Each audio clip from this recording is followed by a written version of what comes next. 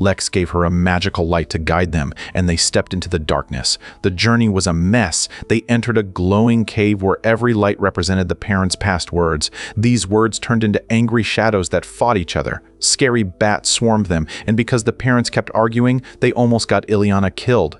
Once upon a time, in a beautiful kingdom nestled in the heart of Columbia, life was like a dream. The people were happy, the sun always seemed to shine, and everyone lived in perfect harmony. In this magical place, we meet Princess Ileana. She's young, full of life, and loves spending her days soaring through the sky on big, owl-like birds with her best friends. As they flew together, her friends turned to her with big smiles.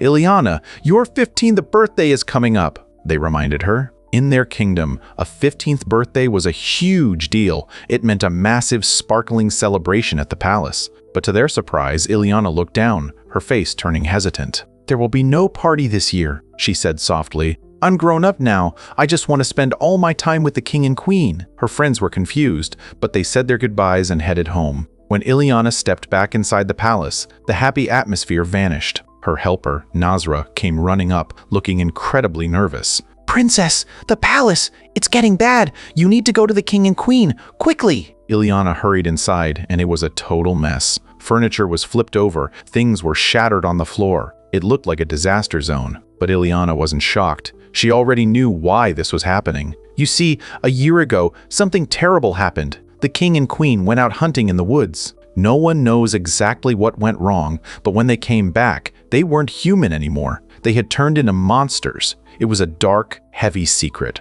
Ileana knew that if the people found out, the whole kingdom would fall into chaos. So, with the help of her closest staff, she hid them away, keeping the truth locked behind closed doors. Suddenly, the general arrived. He had very important business and demanded to see the king. The minister and Nasra scrambled to make up excuses, trying their best to send him away. The general was stubborn though. He eventually left, but he pointed a finger and promised he'd be back soon because his business couldn't wait. While all this stress was piling up, a secret letter arrived for Ileana. For a whole year, she had been desperately searching for a cure, and this letter was the spark of hope she needed. Suddenly, two shadows appeared in the room, two brothers named Lack and Lex. They claimed they were oracles who could cure her parents, but they needed to see the king and queen first. Meanwhile, in a quiet corner of the palace, the minister and Nasra were having a serious meeting. "We can't hide this forever," they whispered. They decided that on Ileana's 15th birthday, she would have to be crowned the new queen. They hoped a new leader would bring stability back. The minister worried if the people would accept it, but Nasra reassured him.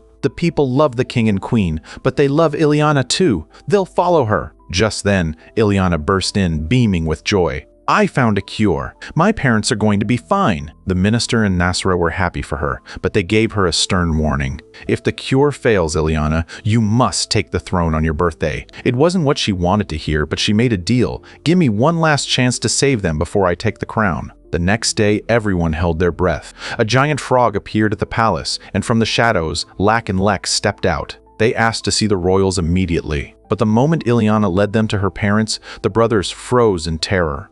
Even the king and queen seemed angry and threatened by them. The oracles realized the truth. The parents had been cursed by the dark forest. Before they could explain more, the king and queen lunged at them. The oracles turned and ran for their lives, but in the chaos, they accidentally dropped a small magical element fob on the floor. Ileana was heartbroken and furious.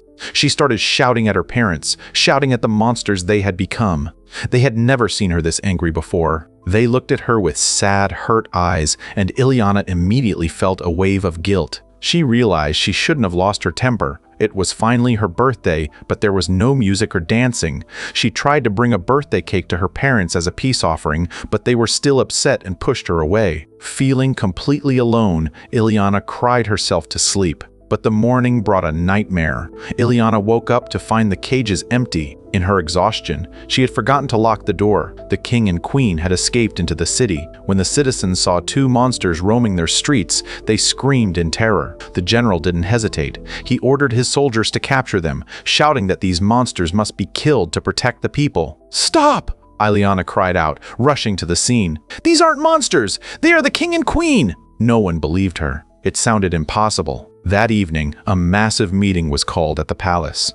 With tears in her eyes, Ileana explained everything: the hunting trip, the transformation, and the secret she had kept to protect them. But instead of feeling sorry, the people grew even more afraid. "If our king and queen aren't safe, who will protect us?" they asked. Some even started packing their bags to leave the kingdom forever. The general took charge. He announced that since the king and queen were gone, Ileana was now the queen.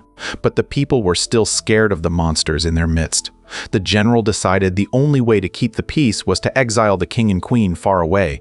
He started loading them into cages to send them off. Ileana felt like her world was ending. But then she felt something in her pocket, the magical fob. She pressed a button and a holographic message appeared. She reached the oracles. She begged them to come back, offering the fob in exchange for help. "We won't come back to the palace," the brothers said.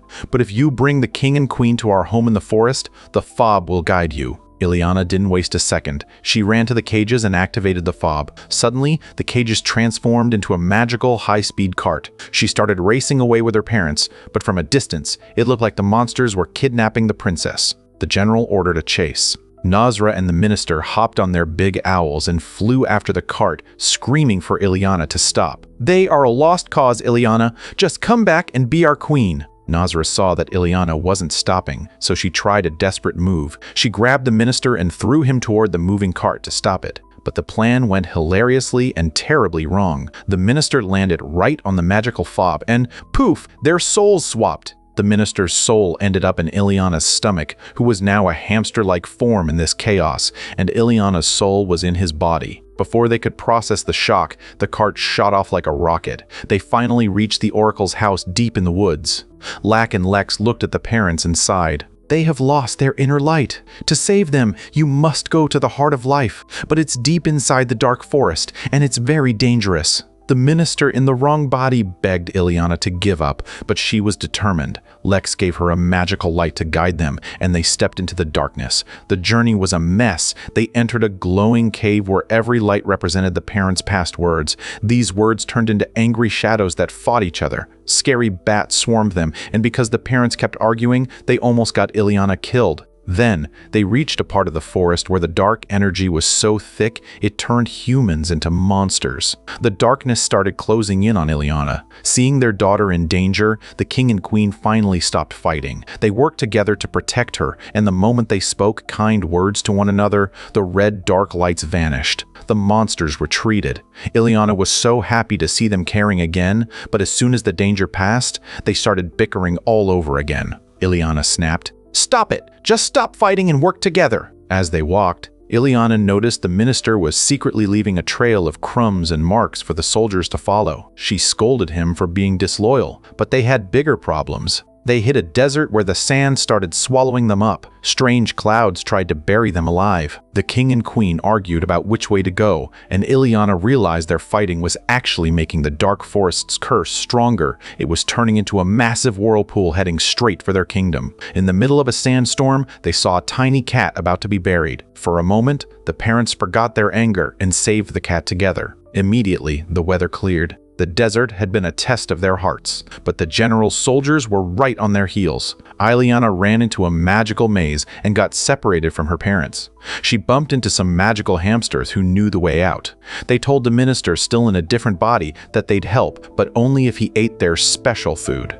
He thought it was gross, but then he remembered he was technically a hamster right now. He took a bite, loved it, and they even had a little hamster party before finding the king and queen. Finally, they reached the heart of life. The magical water there acted like a mirror. It showed the king and queen the truth. Their own short tempers and constant arguments were what caused the curse in the first place. They had been so selfish. Ileana felt a wave of sadness and anger. "Was I not enough for you to stay kind?" she sobbed. Because of her anger, the dark forest curse started crawling toward her now. Seeing their daughter about to be consumed by darkness, the king and queen dropped everything and rushed to her. But right then, the general arrived and threw nets over the king and queen. The minister called out to his new hamster friends, and the little creatures swarmed the soldiers, freeing the royals. The soldiers and the people finally saw the truth. These weren't just monsters. They were a family in pain. They apologized for their cruelty. Now, they had to save Ileana. They grabbed the water from the heart of life and poured it over the darkness. The king and queen knelt down and sincerely apologized for everything. Ileana closed her eyes, remembered her happy childhood, and let her anger go. As they all hugged, a bright light exploded. The curse shattered. The king and queen were human again. The minister's soul flew back into his own body, and the hamster went back to being a hamster.